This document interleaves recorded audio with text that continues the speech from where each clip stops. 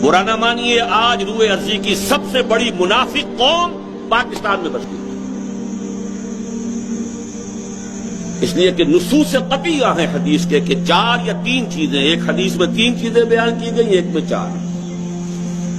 آیت المنافق ثلاث، جب بولے جھوٹ بولے، جب وعدہ کرے خلاف ورزی کرے، اگر کہیں امین بنایا جائے خیانت کرے، اور چوتھی علامت اگر کہیں اختلاف ہو جائے تو فوراً آپے سے باہر ہو جائے۔ فرمایا جس میں یہ 4 اوصاف ہیں وہ کٹر منافق۔ ایک حدیث میں آیا وَإِنْ صَامَ وَصَلَّى وَزَعَمَ أَنَّهُ مُسْلِمٌ، خواہ وہ نماز پڑھتا ہو، روزہ رکھتا ہو اور اپنے آپ کو مسلمان سمجھتا ہو۔ اس حدیث کو سامنے رکھیے اور اپنے معاشرے کا جائزہ لے لیجیے۔ یہاں جو جتنا بڑا ہے اتنا ہی بڑا جھوٹا ہے، جو جتنا بڑا ہے اتنا ہی بڑا وعدہ خلاف ہے، جو جتنا بڑا ہے اتنا ہی بڑا خائن ہے، الا ماشاء اللہ۔ حکم الاکثر حکم الکل، اکثریت کے اوپر فیصلہ ہوگا۔